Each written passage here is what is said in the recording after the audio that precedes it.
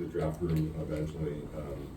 What's the process of building a consensus on the decisions that you guys are going to ultimately make? And you know, everyone wants to know if there is a tie or if there isn't a consensus, who has ultimate deciding making powers? What I would say about that is we're gonna work it out. That's all you need. We're gonna work it out. We're dedicated to doing that, and we will have it will be consensus on it. And well, the guys that we don't have a consensus on, we probably won't take. It's been my experience too. So they're probably not right for the Raiders and for us. To your other question though, I mean, it's been an awesome experience so far. Lots of great communication, thoughts, sharing ideas, different perspectives. I pride myself in being an open-minded person. I've gotten to know Coach really well. He's certainly an open-minded person, and you know, there's no personal feelings in this or anything like that. We both have our thoughts and our experiences, but I think the cool thing is that we share a lot of things in common about what we're looking for in players and who we want to add to this organization, which has made us a pretty good team so far. I know this is a voluntary portion of offseason workouts, but Coach Miller hasn't reported yet, and he's reported that he's seeking a new contract. Is there any interest from you guys in terms of starting negotiations, or are you kind of holding off on that stuff?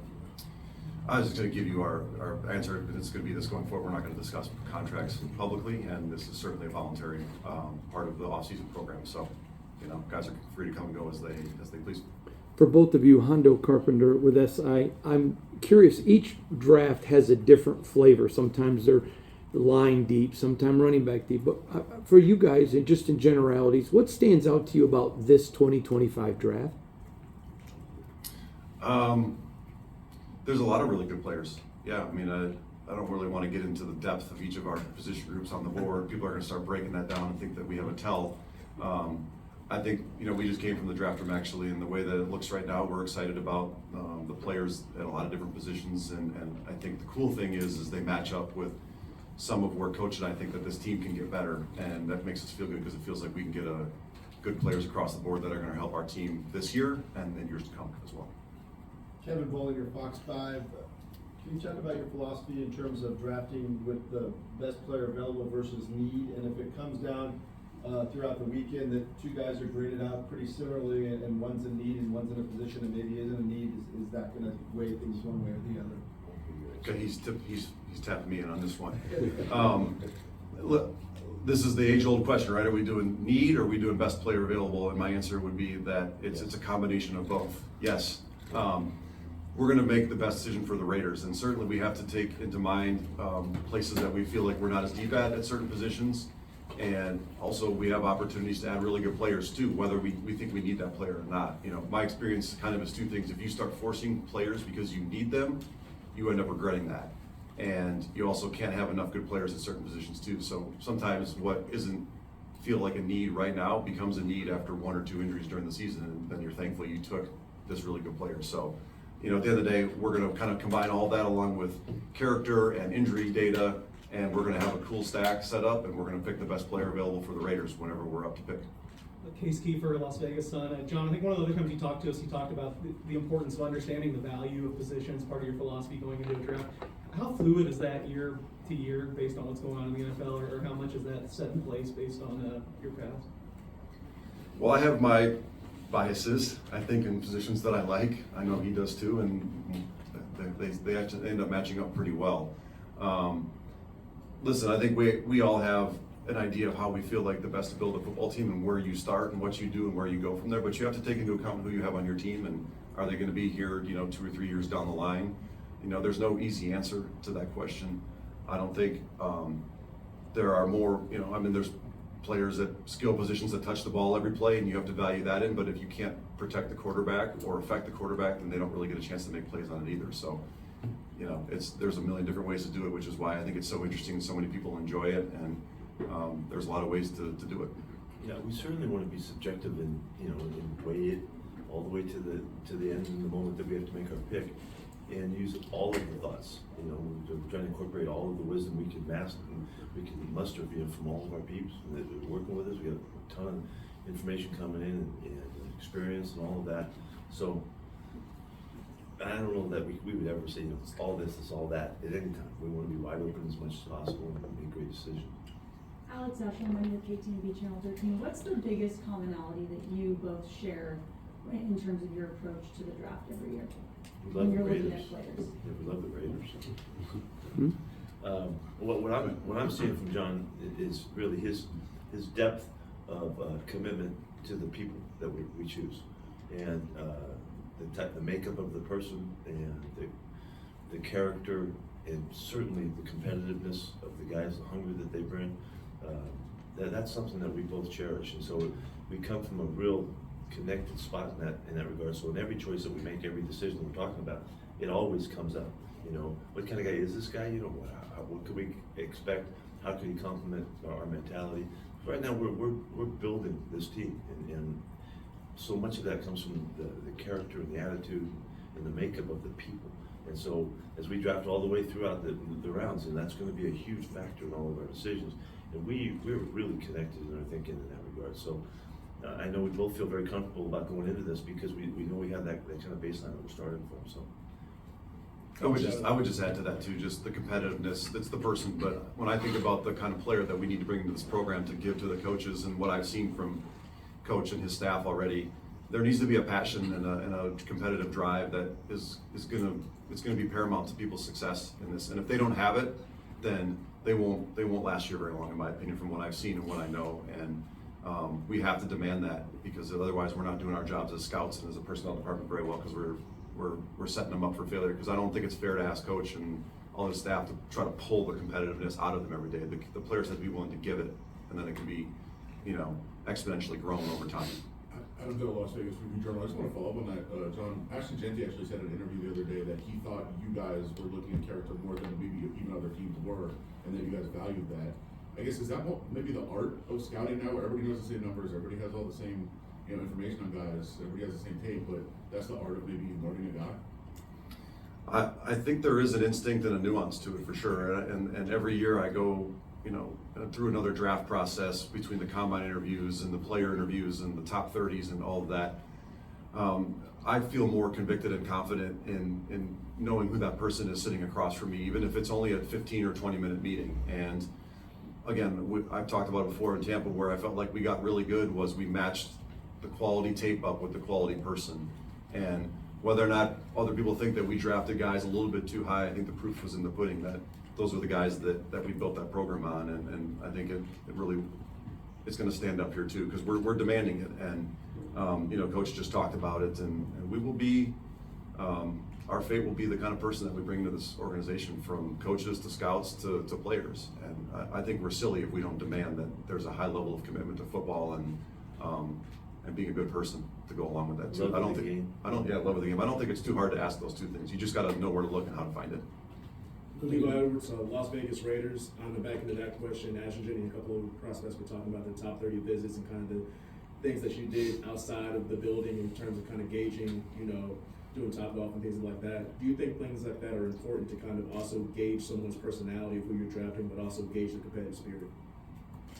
Well, I would say that the more situations that we can put guys in, and the more opportunity we have to see them in different lights and all, is high value. And so, we would try to be real creative with that thought while they were here, and in the questions that we ask, and what we're digging, at them to reveal, and so that we can just get enough info to have the kind of gauge that we feel really good about it. Sometimes you feel better about some guys than others, and some of it has to do with the openness of the player. We try to give them an atmosphere where they feel comfortable, and so that they'll feel free and allow a little bit of vulnerability to be shown, and all that. So, but it's hugely important that we get at the answers, but we don't always get them, but we're digging for them.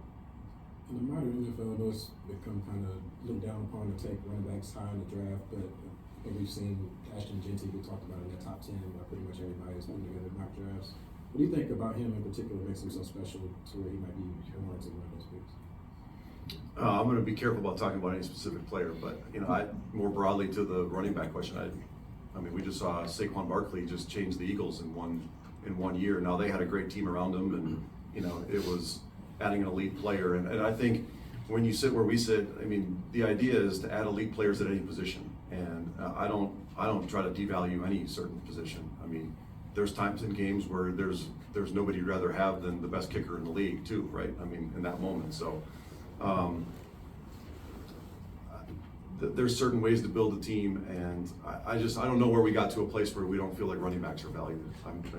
I come from the University of Michigan, it's in my core, and those guys are certainly really valued there, so it's hard for me to get away from that. We're creating a new horizon real quick with NIL, and we're a few years into it now. Have you guys noticed any kind of a change in demeanor in the players? And people talk about, well, there's going to be a sense of entitlement because they've already been paid. Have you guys picked up on it? Does it make it easier or harder to gauge some of the things that you guys are What I would say is that we are looking for that factor, and trying to uncover the factor if it does exist. It's only natural to think that it would change some. Guys know that they can go from one school to the next, and it depends on how much they're offered and all that kind of stuff. That wasn't happening. That was not part of the equation. So it's certainly going to have an effect.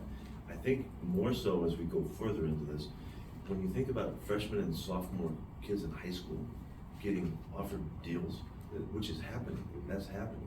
If you can, you might think we're stretching. That's the real deal. Chip Kelly was out on the road, recruiting guys for Ohio State. He was talking to kids who were freshmen and sophomores.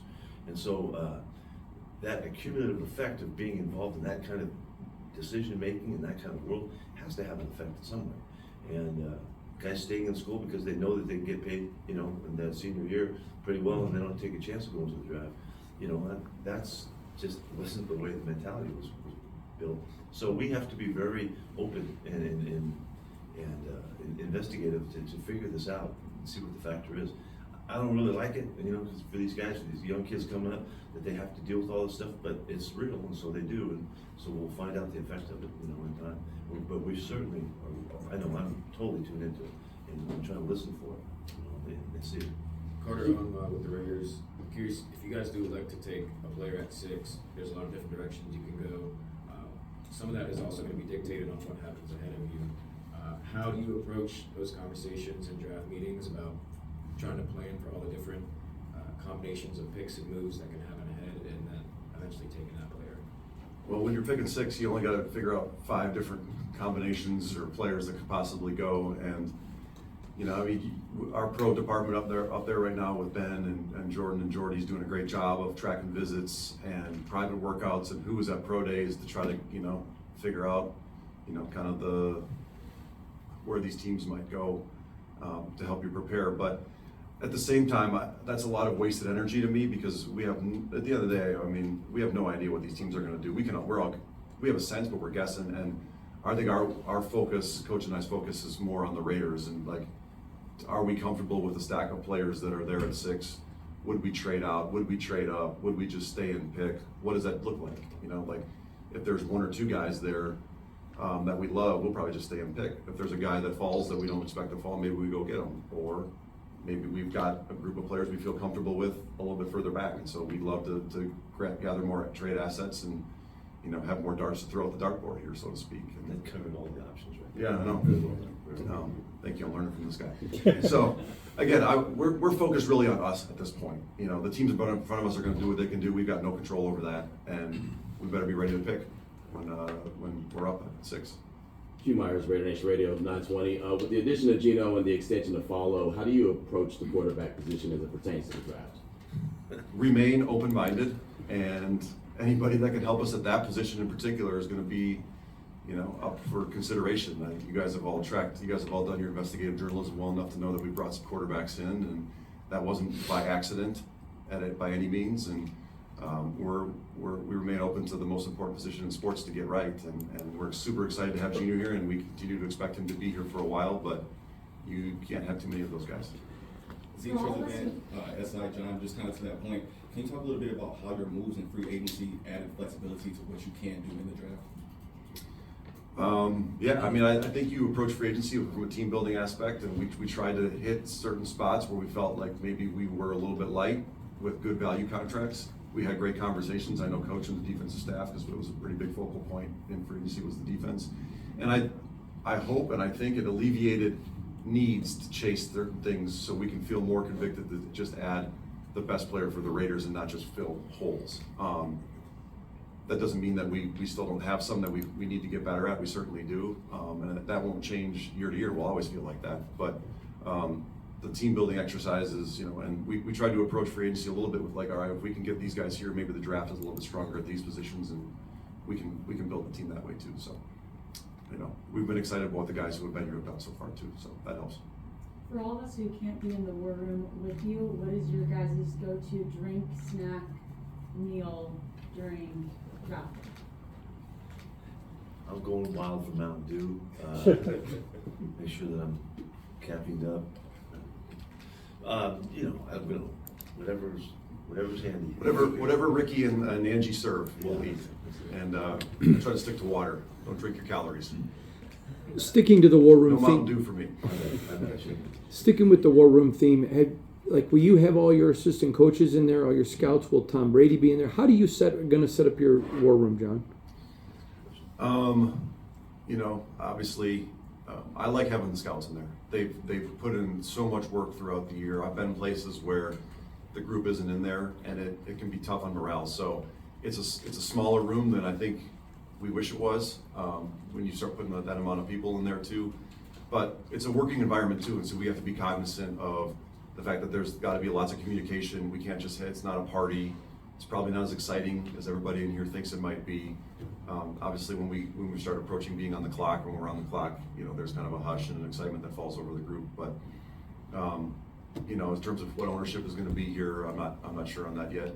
Certainly, if they want to seat at the table, they'll get a seat at the table. They own the team. They'll be cheers. We'll be dynamic and fluid in that aspect too. But you know, Coach and I will be sitting next to each other and coordinating all the way through. Paul Gutierrez here from Raiders.com. That's not his ring. That was cool. John, after decades of paying dues, and now you're sitting in the driver's seat. How Just 2 decades. Yeah, 2 decades. Made that sound like I was like 50 years into You're in the seat now. Enough age. How excited are you to be there? And Pete, what vibe is he putting on? I mean, I'd be lying if I didn't say that this wasn't a dream come true. It certainly is. But the gravity of getting the picks right and having a great process and making sure that we communicate is really more important to me than anything else. And you know, I pride myself on being a team player. I don't think that this is about me at all. This is about the Raiders and the group of us people upstairs that want to put the best football team together for Raider Nation and for Mark Davis and all of the ownership group. And that's really my focal point. And added bonus to have Coach here with me, who's excelled at this for a long time. I mean, I marveled at their drafts in Seattle for years to come, and in all the past years, all those decades when I was paying my dues, I was marveling at what Coach was doing.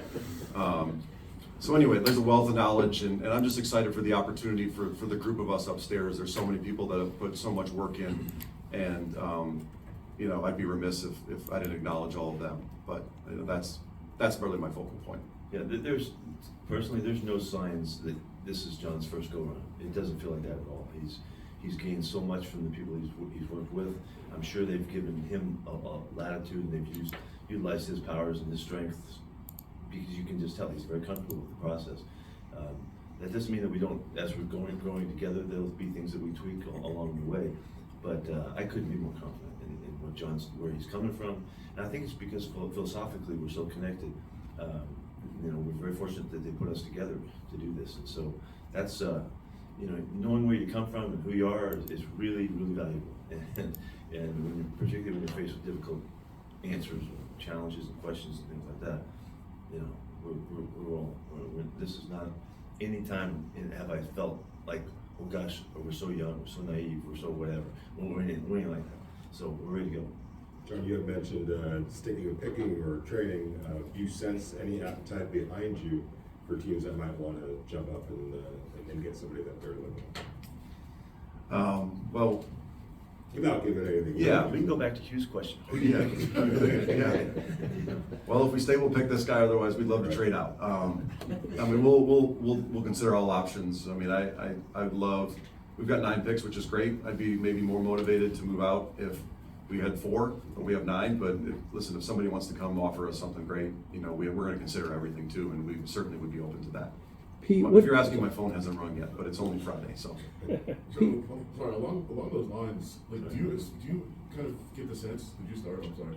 I didn't hear. No, it's okay. You jumped over him. All right, you win. Along those same lines, like, do you get the sense there is going to be a lot of movement just in general, not from you guys? Like, is there a lot of teams that you feel might move? And then the other part is logistically, like, is is it the general managers communicating? Is it staff communicating? Like, how does that kind of work? And how different is it draft night if teams are calling you, and then you're actually on the phone and during that process? I have the sense that maybe I think the top of two feels more like there could be some action up there. But listen, it only takes one team to get a run in a certain position started, and then everybody else goes, oh, well, we want one of those guys, we better go. And so the draft remains wildly unpredictable, which is why everybody loves it. And the staffs that are dynamic and navigate the changing landscape the best usually do the best. And you know, it's our first go around together, but I feel confident in the process we have up top with the people that are helping and going to assist. We've got a lot of people that are they know what to do, they know what's expected of, they know how to communicate the trade chart value, the real-time value of trades. You know, is this a buyer's market, is it a seller's market? I mean, we're gonna get this process more ironed out as we go forward. But you know, we had a trade meeting this morning that Coach and I were a part of, and it was really cool to the different technologies they have and the thought processes that go into it. And I've tried to steer as many of the trade calls to other people so I can sit there and think and communicate with him. But if your phone rings and somebody wants the pick or wants to move out, you're ready to call. So we'll just take it all as it comes.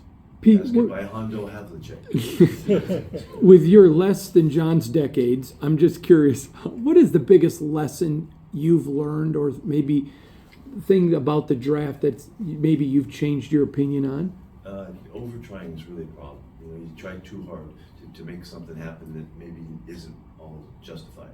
You know, and that comes from wanting to fill holes, fill voids, and you overreach. And we don't want to do that. We want to be very composed about the decision making and not get all enamored with one person that's going to make the difference in the draft and all that. We'd rather go about it in a very deliberate way and make our choices very clear and not get whacked out about any choice in any direction.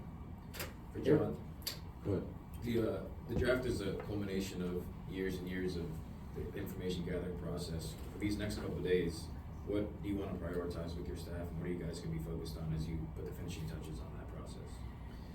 I think that we feel pretty good about the players and where they're at on the board right now, and Coach and I will continue to tinker as we kind of whittle down here to the players that we would consider at certain spots. But I think the thing that we want to plan for is some of the strategy. You know, who would we just stay and pick? Who would be willing to move out for, but on a premium? Who would be willing to move out for, just let's get out. You know, we feel like the value is further down the board. You can't predict all those different things, but I think if you've got kind of a set idea of how you want to do it, then you usually eliminate some mistakes, and you can kind of capitalize on some advantage or some potential quality moves there. I always think back to the trade when we traded out of 7 to 12 with the Bills, and I love the strategy of it. We had Vita Vea. We were going to pick Vita Vea at 7, and we had ironed everything out in advance. Turns out we should have stuck and probably picked Josh Allen, but we ended up with Brady, so it worked out okay. But we ended up vetting the whole thing out ahead of time and realizing, like, if it was Vita, we would trade, but we would demand a premium, and it was probably a team coming for a quarterback, right? We had talked through all the scenarios, and so we moved from 7 to 12 and got 2 second-round picks that turned into MJ Stewart and Carlton Davis, who ended up being a great player for us. So that strategy is, I think, what we want to work on, and as long as Coach and I are like in lockstep with, like, hey, doesn't matter who calls, we're picking. Doesn't matter what they offer, or let's ride back 10 picks and see who's there. But because we're getting good value, we're gonna try to figure out those as best we can. I think we're gonna wrap it up with Q. I know it takes a couple of seasons to actually know the grade on a draft class, but is there a sense that you can get when the draft is over? Yeah, feels like we did a really good job. We did and accomplished what we wanted to get accomplished. Yeah, I think certainly that's the case. You know, you can feel like we have thoughts right now that things we'd like to get done, and if those things go bang, bang, bang, bang, and we're feeling really good about it, we're gonna be happy with the process. But then the proof is in over time, and so we recognize that. But we'll be celebrating, when this happens, and be excited about it because of the process is such a challenge, and it's so much fun for us too, and all of the people involved. We'll enjoy the heck out of it, and then we'll see what happens, and we'll try to make it come to life and be really strong. There's usually 32 teams that feel really good about their draft after. Right. When we get the right kind of people in here, I think you can feel pretty confident you did a good job. So we're shooting for that this year. Appreciate it. Thank you, gentlemen. Thanks, guys. Thank you.